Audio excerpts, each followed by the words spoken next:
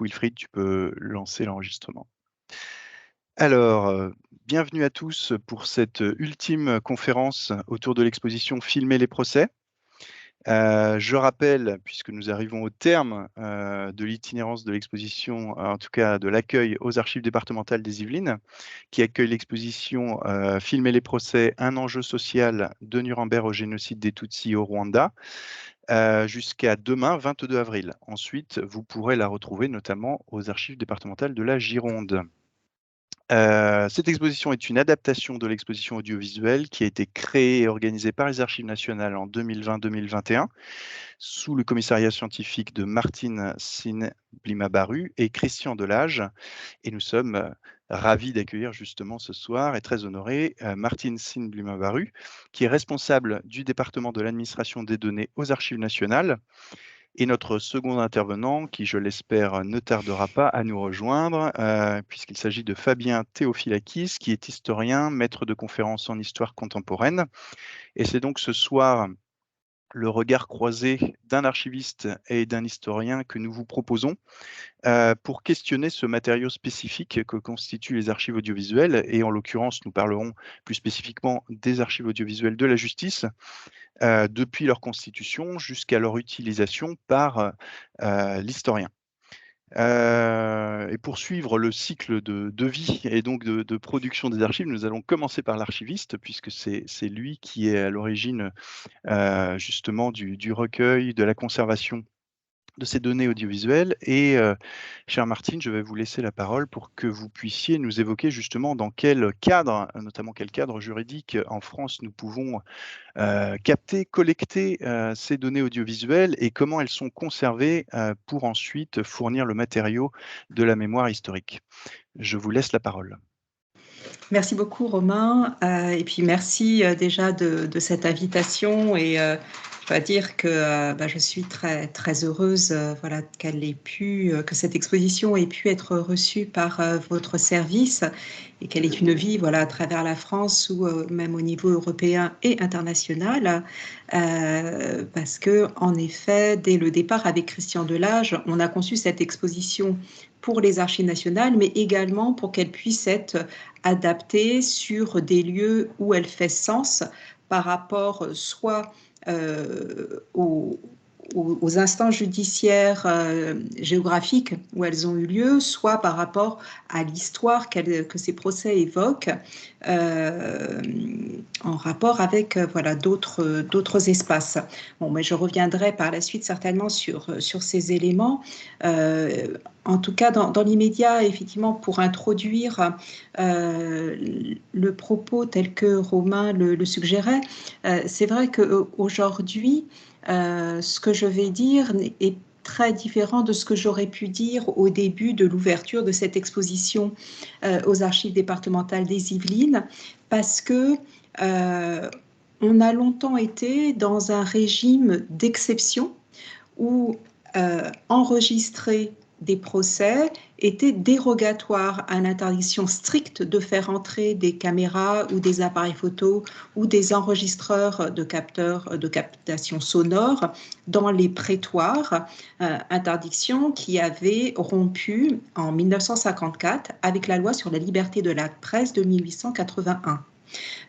Donc une exception à cette interdiction stricte voulue par Robert Badinter quand il est garde des Sceaux en 1985, et cette exception qui a permis un éclairage et de conserver les images animées de certains procès a été notre contexte juridique, on va dire, jusqu'à l'année dernière, quand le garde des Sceaux, Dupond-Moretti, a fait adopter sa loi pour la confiance dans la justice. Et là, on est effectivement c'est pour ça que je disais que voilà, le fait de parler le 22 avril est intéressant, parce que depuis, il y a eu aussi le décret d'application qu'on attendait, parce que voilà, le décret permet vraiment de dire comment la loi est lue par le législateur, comment on est tenu de l'appliquer. Et on se trouve dans des perspectives qui sont différentes, c'est-à-dire qu'on a d'une part des enregistrements qui vont continuer à se faire tels que Robert Badinter le voulait, donc c'est-à-dire créer des archives historiques qui sont vraiment destinées au public dans le futur. Je reviendrai voilà, sur le régime d'accès sur lequel vous posiez la question. Et aujourd'hui, une autre possibilité qui est celle de l'intérêt du public afin qu'il ait une meilleure connaissance du fonctionnement de la justice par le biais d'enregistrements qui seront confiés à des journalistes. Donc, effectivement, deux perspectives très, très différentes qui ont été toujours présentes dans le débat. On voit bien d'où on part, qui est la loi sur la liberté de la presse. Donc là, on est vraiment dans le champ journalistique. 1985, les débats sur la loi des archives audiovisuelles de la justice qui, justement, opposent les deux vision journalistique qui permet de créer des moments, des visions parcellaires et avec une opinion affichée voilà, sur rendant compte voilà, de la vision des journalistes sur la justice. L'autre pendant qui est vraiment la vision plus historique portée par Robert Badinter et par les législateurs français qui ont ensuite adopté sa loi. Et finalement, on revient 2021-2022 à cette tentation qui a toujours sous-tendu le contexte. Voilà, il y a eu au moment en 2005 un rapport qui avait été commandé justement pour apprécier, un rapport parlementaire, pour apprécier la possibilité d'ouvrir ces enregistrements aux journalistes. Bon, lequel rapport est très intéressant, mais a été lettre morte puisqu'il n'y a pas eu de transformation en initiative législative, gouvernementale ou au niveau des assemblées. Donc, en fait, on est sur une réponse à une attente sociale, mais qui ne se situe pas au même niveau. C'est-à-dire que les archives audiovisuelles de la justice, qui sont celles qu'on peut voir dans l'exposition, sont vraiment là pour créer des archives qui donne mémoire, qui crée mémoire sur le fonctionnement de la justice, avec, pour Robert Badinter, la possibilité d'illustrer tout type de procès et dans son application, une orientation sur des procès historiques. Et quand je dis qu'on s'adresse à des sociétés et en tout cas des temporalités différentes, c'est parce qu'en effet, avec les procès des archives audiovisuelles de la justice, le public visé ne pourra avoir accès à ces archives que dans 50 ans. Donc, c'est la temporalité voilà, qui a été décidée en 1985, qui n'a jamais été remis en cause jusqu'à présent, même si le régime d'accès a évolué. Mais en tout cas, cette possibilité pour le grand public d'accéder à ces archives, c'est dans 50 ans. Donc, bien sûr, on n'est pas du tout sur les contemporains du procès, mais sur voilà, la génération d'après ou celle encore après qui aura cet accès. Il y a cependant des exceptions qui ont permis d'assouplir cette vision restrictive. Ça a été d'abord de permettre aux chercheurs, enfin en tout cas à un public qui a des finalités de recherche, excusez-moi, c'est quand même plus exact de dire les choses de cette façon-là, un public qui a donc une finalité de recherche historique ou scientifique, d'accéder immédiatement à l'enregistrement dès que le procès est terminé par une décision définitive, ça veut dire dès qu'il n'y a plus de voie de recours. Donc on voit bien toujours le public qui fait des recherches, qui est privilégié puisqu'il s'agit d'archives pour la recherche, pour l'histoire. Et puis également, autre particularité qui vise à un assouplissement, des arrêtés de dérogation générale ont été prises qui, là aussi, tentent à ouvrir plus largement alors, les archives qui aussi, parce que les archives audiovisuelles de la justice ne sont pas les seules archives qui permettent de connaître les procès, il y a aussi les autres archives plus classiques, celles de l'instance judiciaire, les dossiers d'instruction, les dossiers administratifs aussi de préparation, qui s'ouvrent avec le procès Barbie, donc un arrêté de dérogation générale qui a été pris en 2017, et là, tout juste cette année, un arrêté identique pour le procès de Maurice Papon. Mais malgré tout, pour tout autre accès, c'est-à-dire dans le cas d'une réutilisation pour une exposition, pour des documentaires, il faut passer, avant les 50 ans, par une autorisation que l'on sollicite sur requête auprès du président du tribunal judiciaire de Paris. Donc, on voit bien un accès très limité, d'où notre volonté à Christian Delage et moi, par cette exposition, donc, qui a sollicité l'accord du président du tribunal judiciaire de Paris, de pouvoir donner une visibilité à ces archives en en réunissant plusieurs dans différents lieux en France, en Europe ou plus loin en Amérique du Sud et au Rwanda. Donc de donner un accès anticipé à ces archives, parce que sinon, effectivement, ça reste quand même des archives plutôt confidentielles. En sachant que l'autre problème de l'accès, il est aussi très clairement matériel. C'est-à-dire qu'il faut s'imaginer qu'actuellement, il y a 16 procès qui sont conservés aux Archives nationales. Donc vous voyez déjà la fourchette 1987 pour le premier enregistrement qui est celui du procès de Klaus Barbie à aujourd'hui. Alors je ne parle pas du procès qui est actuellement en cours d'enregistrement, qui est le procès des attentats terroristes du 13 novembre 2015, mais on a effectivement quand même une fourchette, un intervalle de date assez important, et que 16 procès enregistrés, mais qui représentent 3050 heures.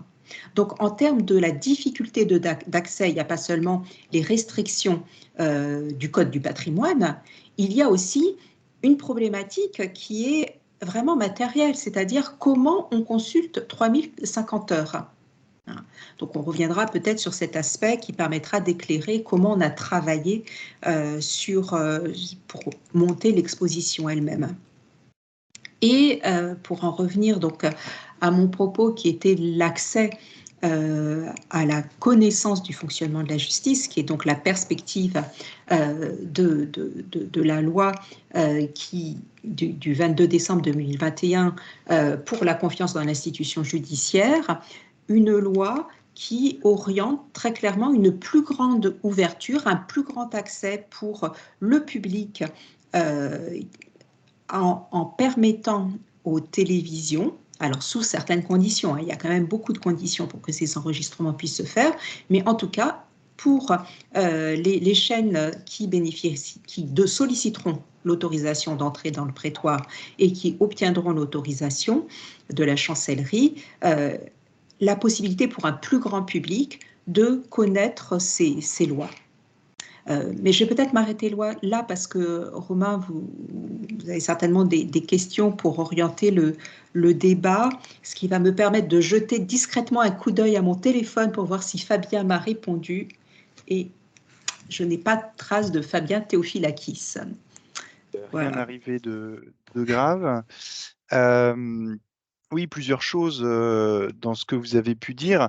Entre effectivement cette captation d'enregistrement à des fins d'utilisation pour le public, mais pas d'immédiateté pour l'instant de la diffusion, qui fait que on est un peu comme pour nombre d'archives dans des délais de communicabilité pas immédiats. Simplement, effectivement, le grand public pourrait se demander quelle articulation avec cette volonté d'ouvrir un peu plus en direct les prétoires et puis ces restrictions de communicabilité. Quelle articulation peut-on envisager? Est-ce qu'il va y avoir une évolution législative par rapport à ça pour permettre peut-être un accès immédiat ou en tout cas plus facile? Est-ce que vous avez des informations à nous communiquer sur cet aspect-là? Alors non, je n'ai pas d'informations plus précises, ni de boule de cristal, mais ce qui est intéressant, c'est de voir que voilà, il y a eu ce décret d'application qui a été pris, qui est très récent, hein, puisqu'il date du 31 mars. Donc, je ne sais pas s'il y a eu déjà des télévisions qui sont en train de solliciter l'autorisation. Bon, l'actualité voilà, des procès est quand même très, très intense. Donc, ces temps-ci, donc on peut imaginer que voilà, certaines chaînes voudront déjà pouvoir filmer certains procès à venir. Je pense au procès des attentats terroristes de Nice, voilà, du 14 juillet 2016, ou un procès du génocide des Tutsis de Laurent Bussi-Baruta qui doit commencer très bientôt, au 9 mai.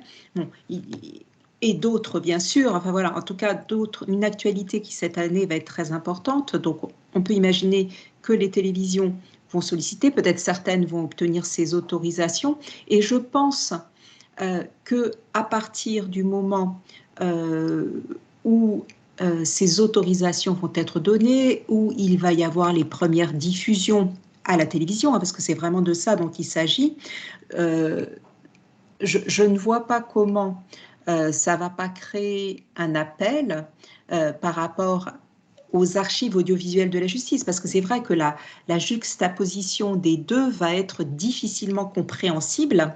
Là, je l'explique d'un point de vue théorique, parce que voilà, je maîtrise le sujet, mais voilà, on sait très bien que ça va être quand même assez compliqué, même pour nous, à expliquer voilà, ce contexte. Donc, j'imagine bien qu'il va y avoir quand même une évolution, et on le voit de toute façon, la demande d'accès, même aux archives audiovisuelles de la justice, est de plus en plus forte. Et la grosse difficulté que l'on a, c'est aussi une difficulté de compréhension au sein même du Code du patrimoine. C'est-à-dire que tout à l'heure, j'ai dit que le régime d'accessibilité a assez peu varié entre 1985 et aujourd'hui, mais il y a eu quand même des nuances qui ont été apportées, qui ont apporté quand même une plus grande ouverture. En droit français, ces nuances se traduisent par une accumulation dans le texte initial, ce qui fait que le texte actuel est assez difficilement compréhensible, et c'est vrai qu'il donne lieu à des interprétations juridiques un peu différentes.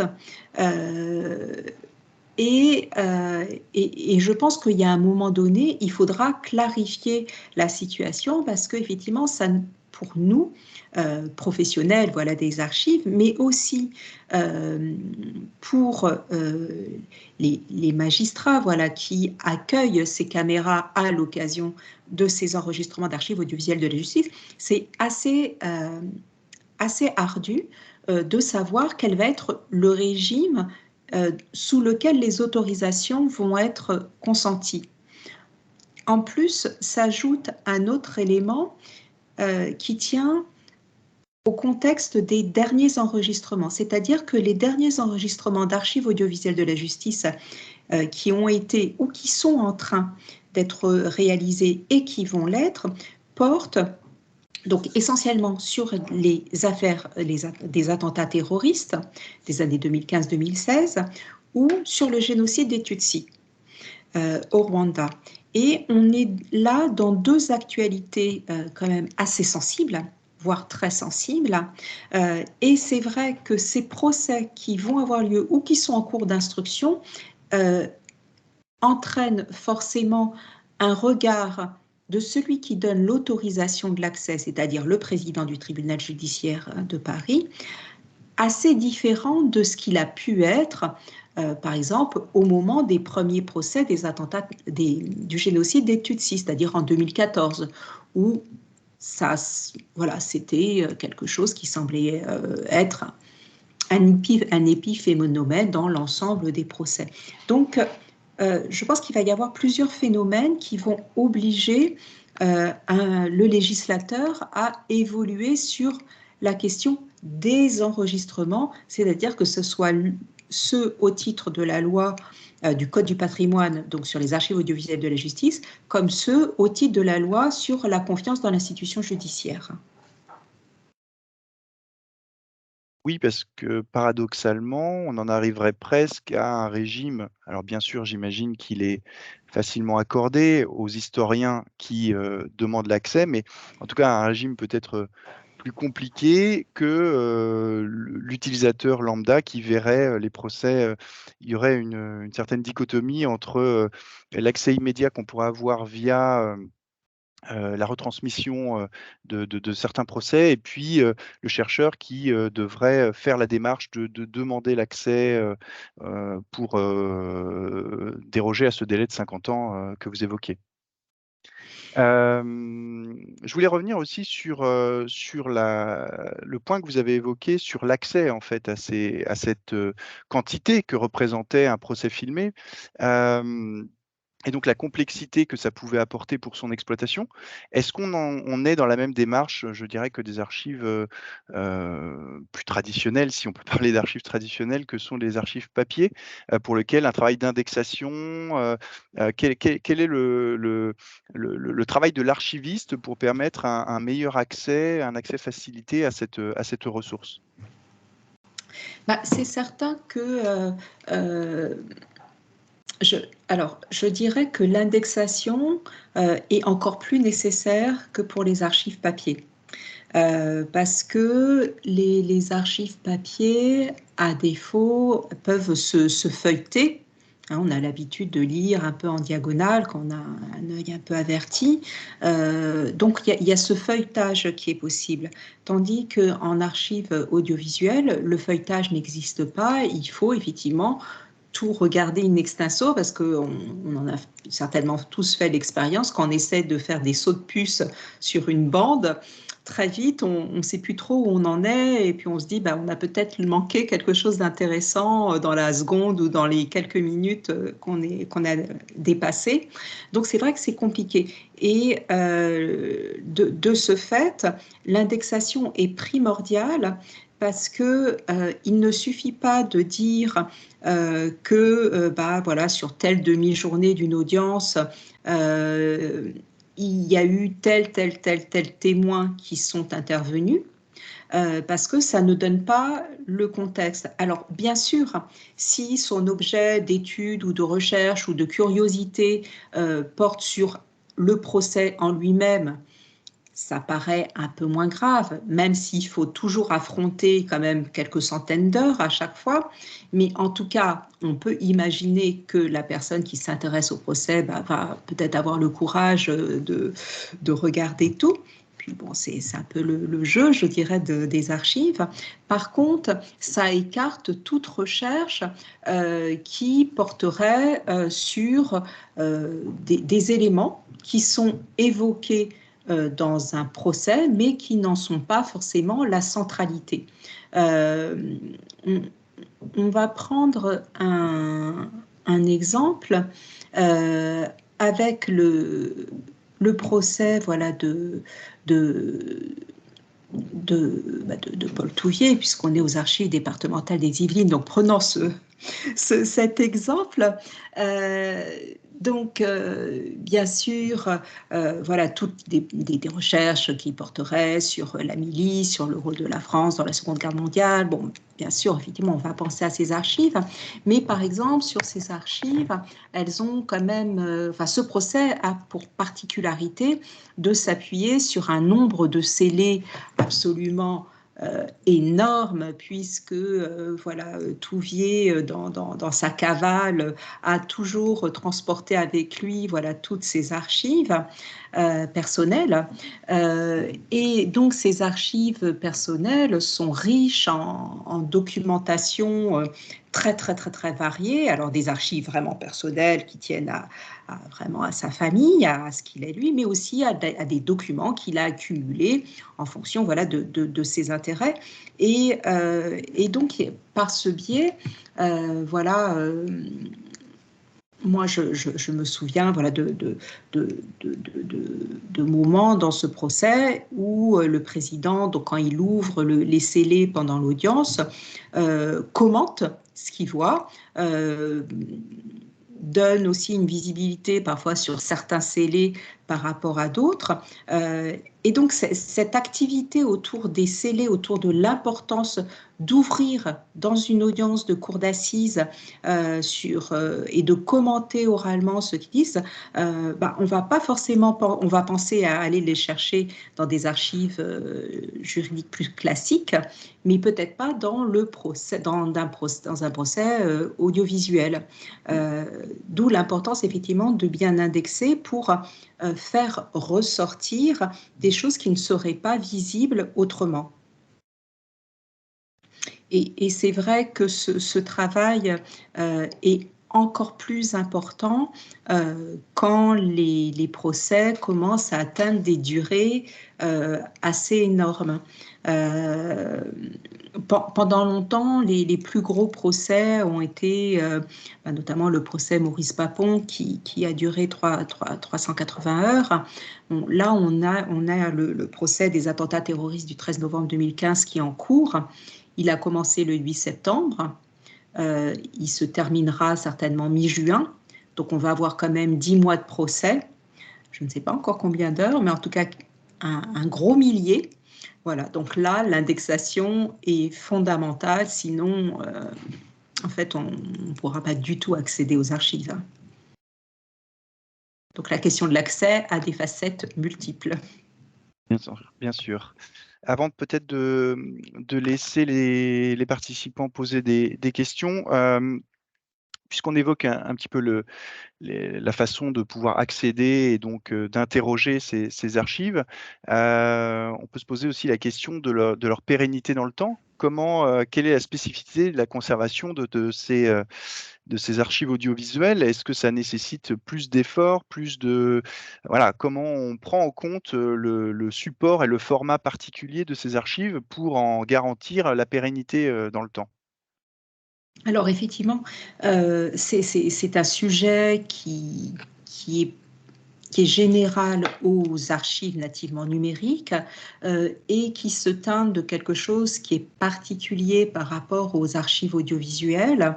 Ce qui est général par rapport aux archives nativement numériques, c'est que effectivement, les contraintes de conservation sont très importantes parce que le support est d'une fragilité extrême dans la mesure où une institution patrimoniale, voilà, comme les nôtres, doivent s'engager à conserver à l'octet près, sans perte d'intégrité, d'authenticité et de lisibilité, les archives nativement numériques, et cela dans le temps long. Donc, bien sûr, il y a tout un savoir, effectivement, métier qui doit être maintenu qui s'abrite derrière qui s'adosse plutôt sur une stratégie très forte pour en garantir la pérennité. Par contre, ce qui est spécifique aux archives audiovisuelles, là on a parlé de l'indexation, donc une des parties des métadonnées de description, mais il y en a d'autres.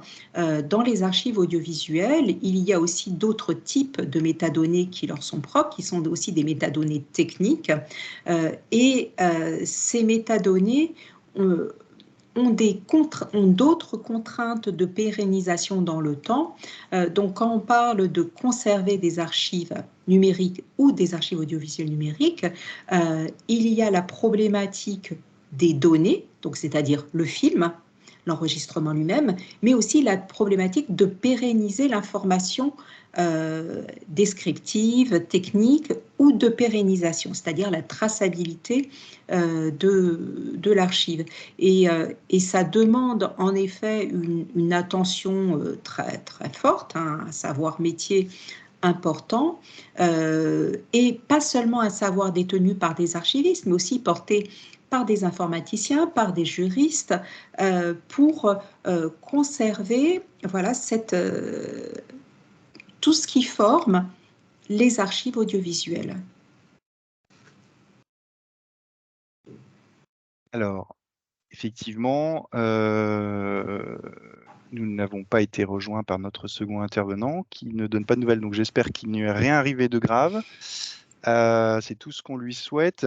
Est-ce qu'il y a des... Je vais laisser la parole aux invités pour savoir s'il y a des questions.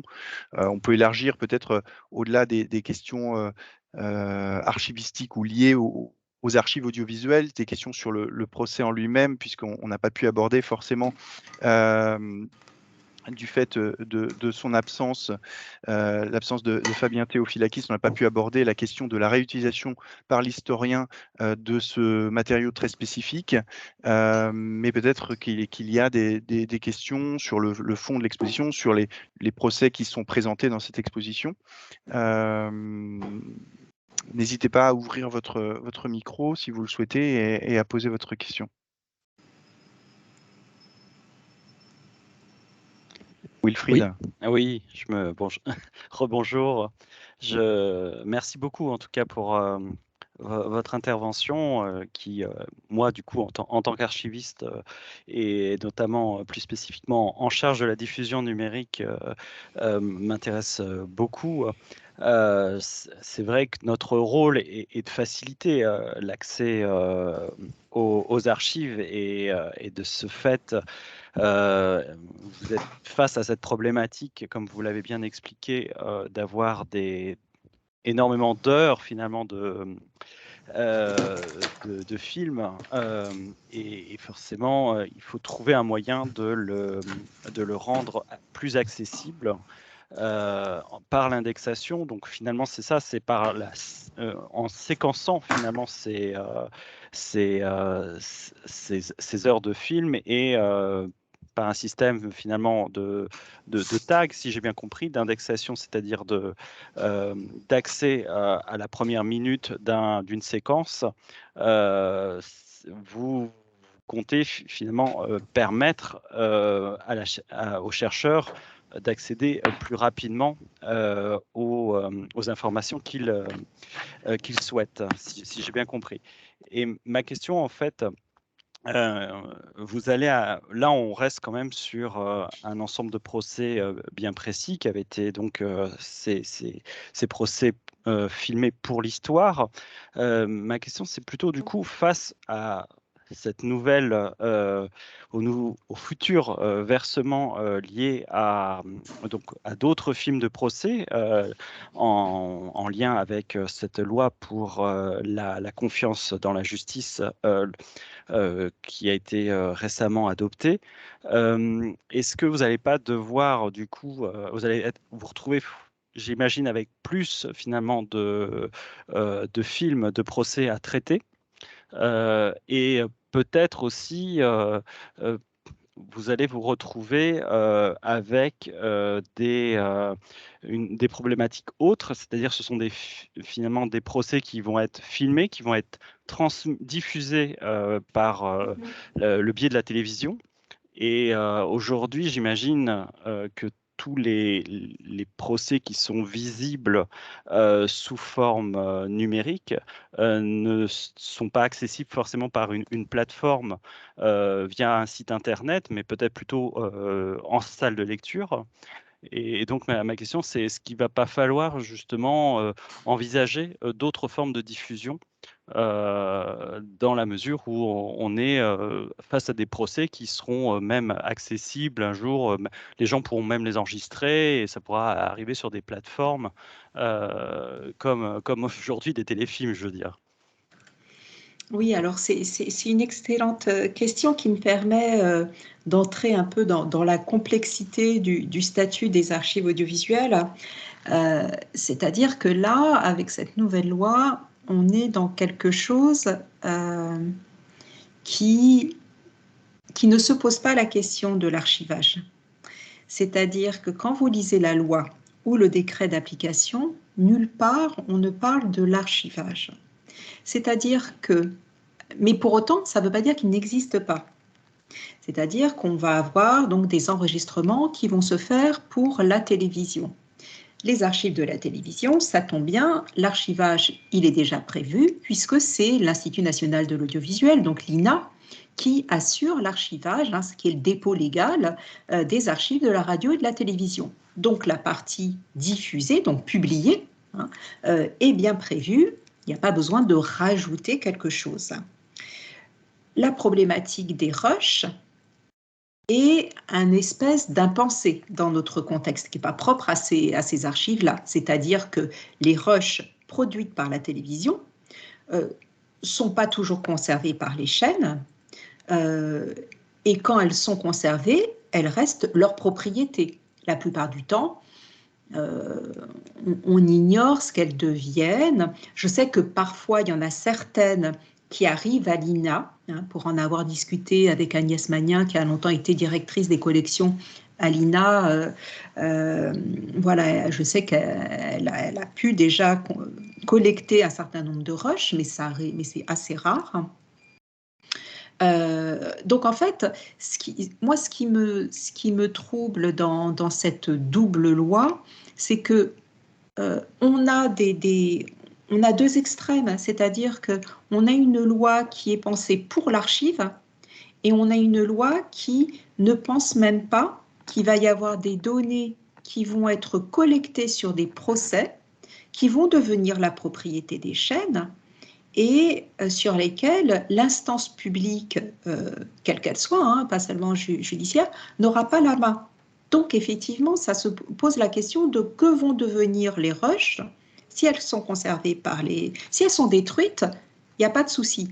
Mais si elles sont conservées, qu'est-ce qu'elles vont devenir? C'est-à-dire que, bien sûr, ces enregistrements pour la télévision doivent passer par un régime d'autorisation préalable très strict, c'est-à-dire que les parties qui vont être filmées doivent donner l'autorisation d'être enregistrées. Elles peuvent demander à ce que leur image soit floutée. Enfin bon, voilà, c'est assez strict. Il ne faut pas croire que les télévisions vont faire n'importe quoi. Enfin, je ne dis pas qu'elles font n'importe quoi. Non, elles vont faire tout ce qu'elles veulent. Voilà, c'est plutôt le bon terme. Donc, il y a un encadrement strict, mais pour autant, il y a cette problématique des rushs. Donc, a priori, ces archives sont absolument, enfin, ces enregistrements, rush ou pas, sont absolument pas destinés à être versés aux archives nationales ou dans quelque autre service d'archivage, à l'exception de la partie publiée à l'INA.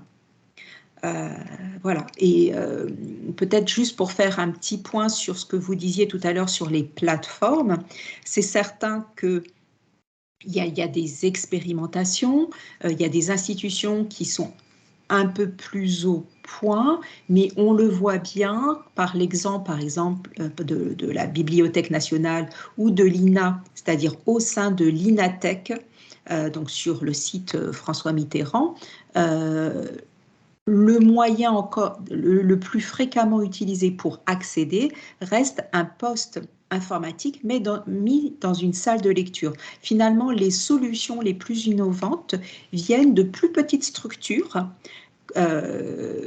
qui mettent en œuvre des moyens de mettre des archives audiovisuelles libres de droit sur Internet sur des plateformes qu'elles ont créées pour donner accès à des enregistrements sonores ou d'images animées. Merci beaucoup. Une autre question, forcément, on le voit nous-mêmes aux archives départementales des Yvelines, derrière un fonds d'archives audiovisuelles, on a toujours un fonds d'archives papier qui nous permet de connaître justement le contexte, quels sont les choix pour justement couvrir un événement tel qu'un procès. J'imagine que c'est pareil derrière, ça représente beaucoup de volume d'archives. Qu'est-ce qu'on trouve exactement dans ces archives justement qui nous permettent de connaître un peu le contexte de ces films? Alors, je dirais que vous avez raison de dire que souvent, à côté des archives audiovisuelles, il y a des fonds d'archives papier, parce que la production administrative, elle est souvent mixte, mais pas toujours. Et les archives audiovisuelles de la justice ont pour propre de ne pas être accompagnées d'archives papier, parce qu'il faut voir que les procès qui ont été pour la plupart filmés sont des procès de cour d'assises. Et dans un procès aux assises, il n'y a pas de production de procès verbal. On n'est pas dans un ou de verbatim. C'est-à-dire qu'on est vraiment dans le déploiement de l'oralité du débat, dans le débat contradictoire. Donc, rien n'est noté, sauf effectivement les quelques rares moments où le président peut demander au greffe de noter quelque chose, notamment s'il y a un incident ou s'il y a quelque chose de particulier. Mais sinon, il n'y a vraiment aucune archive écrite produite en parallèle de l'enregistrement. Donc l'enregistrement de ces archives audiovisuelles de la justice sont vraiment les seuls à pouvoir témoigner sur les procès. Tout le reste, et vous le voyez effectivement avec l'exemple du procès Touvier, tiennent aux pièces de procédure, à toute l'instruction, au scellé, par exemple. Mais vous n'avez pas de verbatim qui sont pris. Alors, il y a quand même des petites exceptions, 2 exceptions. Effectivement, Touvier en fait partie avec le procès Barbie. On a là les 2 premiers procès qui ont été enregistrés de façon un peu retentissante, voilà, sur les faits de la Seconde Guerre mondiale. Et par décision, il a été créé en même temps que les archives audiovisuelles des transcriptions. Donc, on ne le voit pas à l'image pour le procès Paul Touvier, parce que ça a été fait a posteriori, mais pour le procès de Klaus Barbie, vous avez régulièrement dans le champ de la caméra 2 sténotypistes, parce que voilà, on est en 1987, donc les sténotypistes existent encore, qui sont en train de noter, de prendre en sténotypie, voilà, sur leur petite machine. Elles ont des gestes très caractéristiques, on voit leurs mains tressauter pour taper sur ces petites machines. Elles prennent en sténotypie et après, ça a été retranscrit. Donc, c'est les seuls cas où il y a des archives papier qui accompagnent. Mais pour les procès, pour tous les autres procès, il n'y a aucune archive écrite, hormis les quelques documents de préparation des enregistrements, c'est-à-dire le cahier des charges. Alors, Merci beaucoup. Ça me permet de me faire le relais d'une remarque qui nous a été faite via Twitter par un avocat qui nous dit qu'effectivement, quand on aborde la question des procès filmés, on est généralement sur les procès judiciaires, les procès de cour d'assises, comme vous l'évoquiez, mais que ça pourrait être aussi intéressant d'aborder des procès de droit administratif, par exemple sur l'environnement.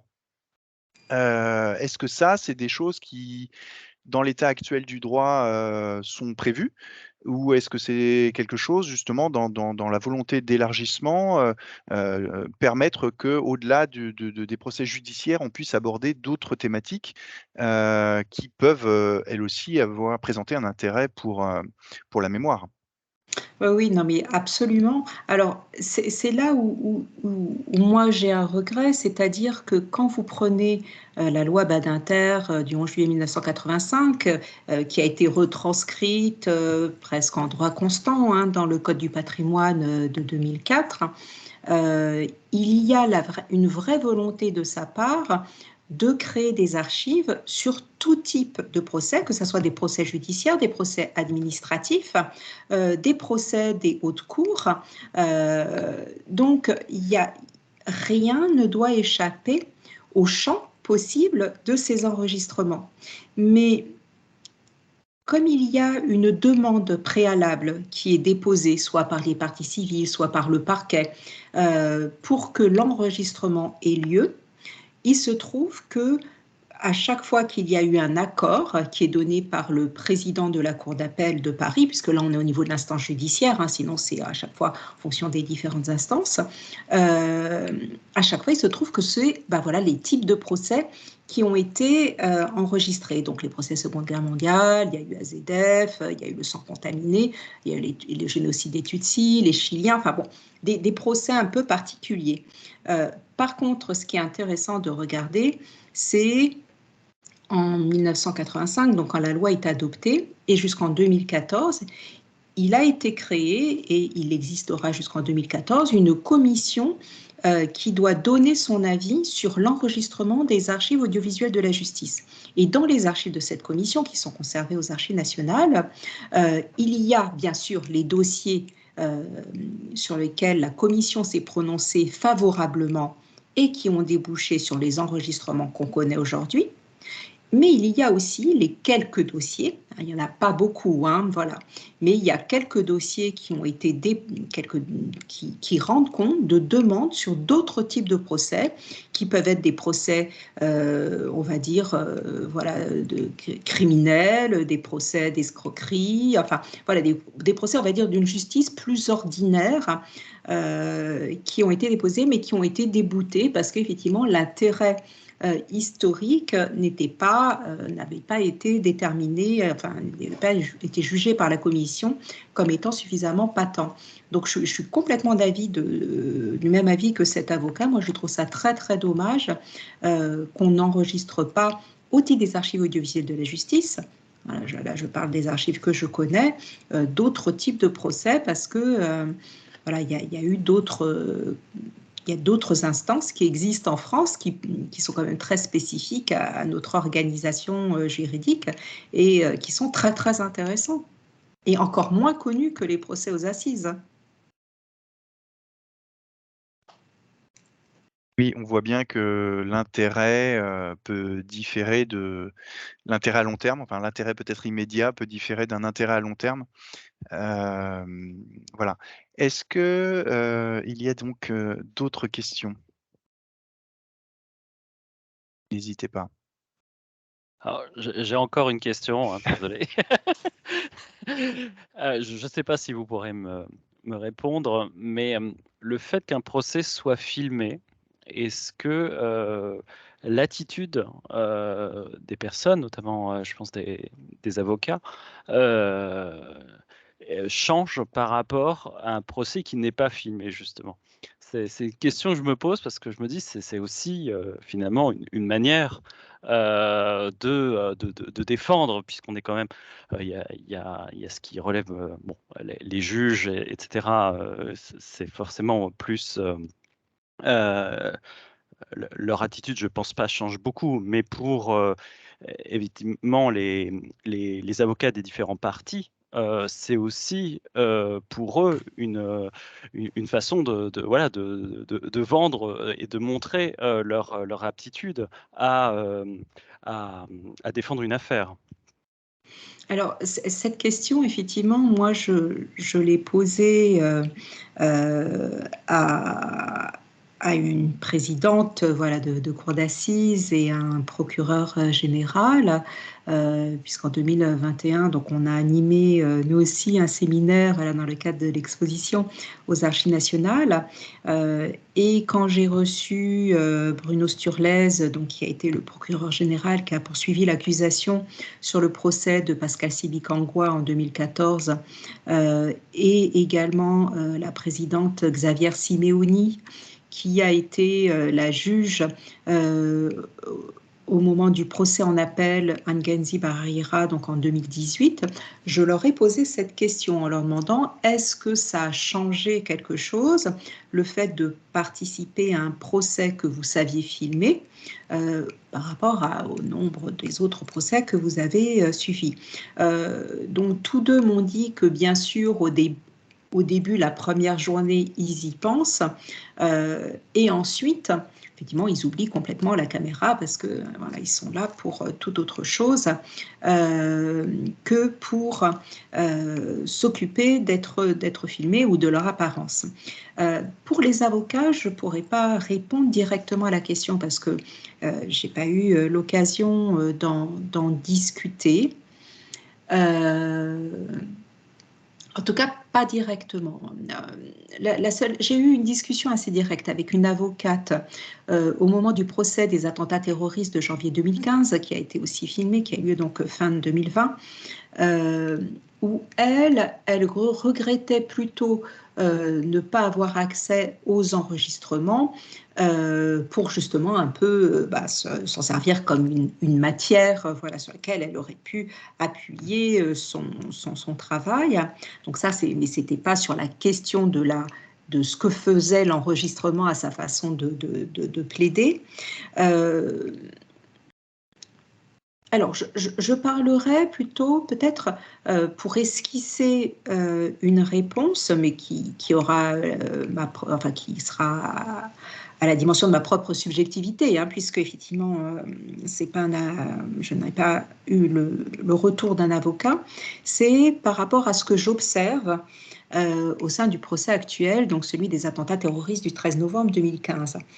Ce procès a un dispositif d'enregistrement qui est très particulier, c'est-à-dire que il a lieu il y a la salle d'audience principale où se tiennent les accusés, la cour, le parquet, les avocats, mais il y a aussi plusieurs salles de retransmission où on peut voir le procès par le biais des archives audiovisuelles de la justice. Ça, c'est déjà quelque chose de particulier qui avait déjà été mis en œuvre lors du procès des attentats de janvier 2015. Ce qui est particulier, c'était là-dessus que je voulais m'arrêter, c'est que dans la grande salle d'audience principale, c'est une salle qui est très grande, mais surtout qui est très longue. Et pour permettre au public de voir ce qui se passe loin, loin, loin devant eux, c'est-à-dire au niveau de la cour, du box des accusés et du parquet et des avocats, ils ont disposé régulièrement des écrans dans la salle d'audience principale où finalement le public est immergé dans l'atmosphère des procès, mais également voit par le biais de la caméra des archives audiovisuelles de la justice ce qui se passe plus devant. Et là, ce qu'on observe, c'est que la disposition de ces écrans fait que les avocats de la défense, comme en face les avocats des parties civiles, ont également des écrans sur lesquels ils peuvent suivre le procès. Et je ne dirais pas tout le temps, mais de temps en temps, il y a à un moment donné un avocat qui, au moment où il parle, jette un petit coup d'œil à l'écran où il se voit en train de parler. Bon, je dirais que c'est un petit peu humain. Hein. Maintenant que nous pratiquons aussi beaucoup les visios, il y a toujours un moment où quand on parle en visio, on se regarde parler. C'est un peu inévitable. Pour autant, moi, je n'ai pas le sentiment que leur prise de parole serait différente s'ils n'avaient pas de temps en temps la possibilité de se jeter un coup d'œil à eux-mêmes ou de se savoir enregistrer. Je n'ai pas l'impression que ça ait une influence dans leurs propos ou dans leur attitude. Certains se sentent d'ailleurs très très libres. Hein.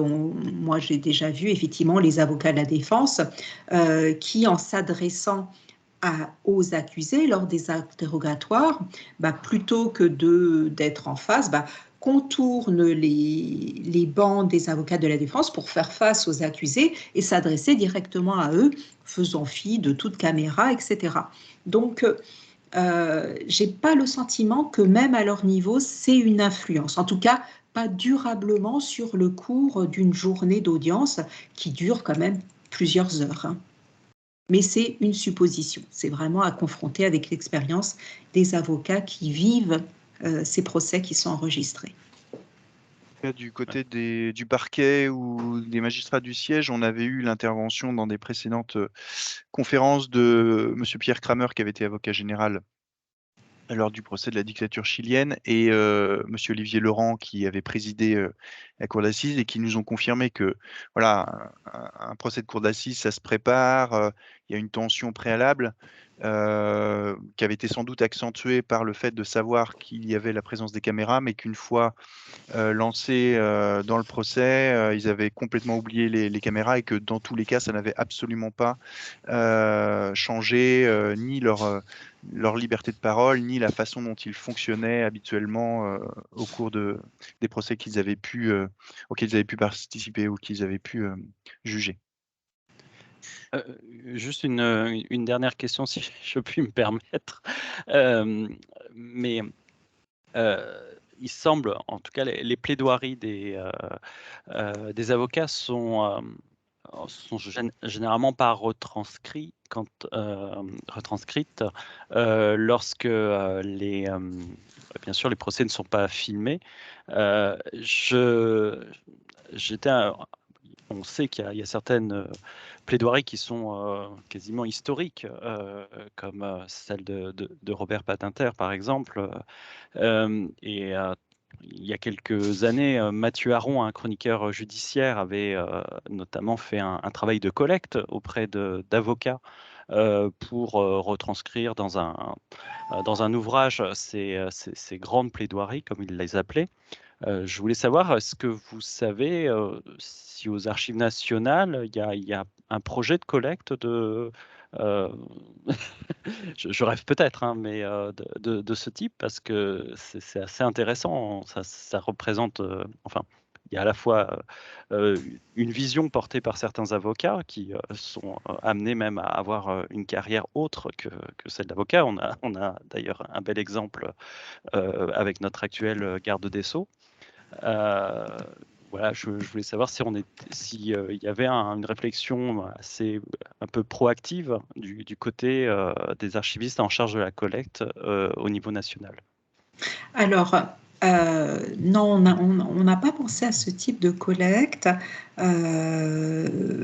mais je vais vous parler de deux choses. D'abord, il existe en France un musée du barreau de Paris, et j'avais eu l'occasion de discuter avec la conservatrice de ce musée, où effectivement ils reçoivent parfois certaines plaidoiries. Donc ils en ont certaines, ils ne les ont pas tous, hein. Là on est vraiment dans des documents qui sont couverts par le droit d'auteur, hein, d'ailleurs. Et donc, c'est voilà, la bonne grâce, on va dire, des avocats de donner ou pas leur plaidoirie. Et je n'ai pas eu l'impression qu'il y avait une démarche très proactive du musée pour collecter voilà, ces documents. Alors, aux Archives nationales, non, il n'y a pas eu de volonté d'inciter les avocats voilà, à donner leur plaidoirie. Ça ne me paraît pas une mauvaise idée, en effet. Par contre, dans le contexte du procès des attentats terroristes actuels, celui du 13 novembre 2015, on s'est bien rendu compte, alors quand je dis on, c'est-à-dire que sur ce procès, il a pour caractéristique voilà, d'être tout de suite un objet d'étude pour les chercheurs. Donc il y a énormément de chercheurs qui sont présents, et ce qui nous a frappé sur ce procès, c'est que ça rejoint une question que vous posiez tout à l'heure, c'est que la place de l'écrit est très importante. C'est-à-dire qu'on est en principe sur une oralité du débat, mais il y a énormément, et ça c'était surtout visible quand les victimes sont venues témoigner, elles sont venues à la barre avec des documents qu'elles avaient préparés au préalable en demandant l'autorisation au président de les lire, parce qu'en principe, le témoin n'a pas le droit de lire quoi que ce soit. Mais effectivement, vu leur personnalité, puisqu'elles étaient les victimes, elles ont eu toujours l'autorisation de lire ce qu'elles avaient préparé. Donc une place très centrale de l'écrit, malgré tout, avec des discours préparés en avance.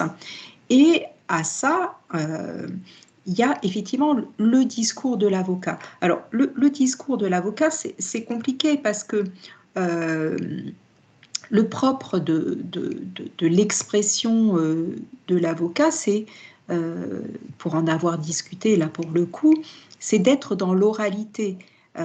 Alors, il y en a certains qui écrivent leur plaidoirie in extenso, mais assez peu. Il y en a beaucoup, effectivement, qui sont dans une organisation de leur idée et qui ensuite se déroulent en prenant en direct la température de la salle et en fonction des réactions, insistant sur tel point, précisant tel autre aspect. Donc, une spontanéité très grande et c'est vrai qu'en termes d'écrit, la question est compliquée. Mais on voit bien quand même que dans ce procès-là, il y a quand même des petites choses écrites. Et c'est vrai que voilà, il y a ces chercheurs qui s'intéressent à ça et qui essayent de collecter voilà, de tous ces papiers en se disant que ça ferait des matériaux très intéressants à donner aux archives nationales ensuite. Donc, une affaire à suivre. Mais là, effectivement, on est sur un procès très particulier. Merci beaucoup. On arrive au bout de notre heure, qu'on a même un peu dépassé, mais c'est pas grave. Nous avons tout le temps, c'est l'avantage de la visio. C'est vrai. Merci encore, Martine, chère Martine, d'être intervenue. On regrette l'absence effectivement de notre collègue historien, donc qui donne pas de Oui. nouvelles. Donc, soit il a été coincé quelque part, en tout cas en espérant encore une fois que rien de grave ne lui est arrivé. On vous remercie tous. Et je rappelle donc que cette vidéo pourra être consultée de nouveau sur notre chaîne YouTube. Merci encore et bonne fin de soirée à tous. Merci beaucoup, Romain, de votre invitation encore une fois, et merci, Wilfried, de vos questions. Et merci à vous, Merci. cher public, de votre écoute. Merci beaucoup, bonne soirée, au revoir. Bonne soirée, au revoir.